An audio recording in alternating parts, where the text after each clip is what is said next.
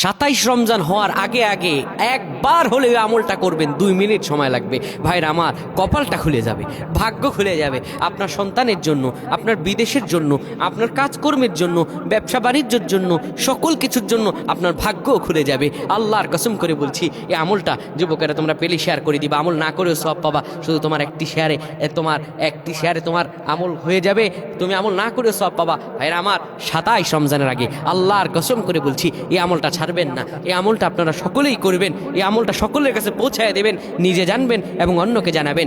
যত মানুষ বিপদগ্রস্ত আছেন, যত অভাবে আছেন, বিদেশে থেকে দেশে আসতে পারতেছেন না, বিদেশ যেতে পারতেছেন না, বিপদের উপর বিপদ লেগে আছে, 27 রমজান হওয়ার আগে আমলটা করেন। 2 মিনিট সময় লাগবে, বেশি না।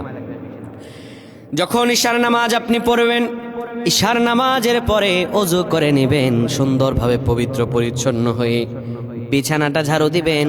বিছানার ভিতরে এরপরে আপনি শোয়ার আগে সুন্দর করে আপনি ঘুমানোর আগে পড়বেন, ইয়া মালিকু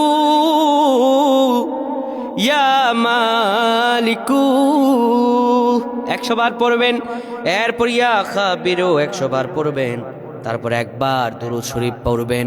এরপরে 2টা হাত তুলে আল্লাহর কাছে যা দোয়া করবেন, আপনার দোয়া করতে দেরি হবে, আমার আল্লাহ কবুল করতে দেরি করবেন না। আল্লাহুম্মা আমিন।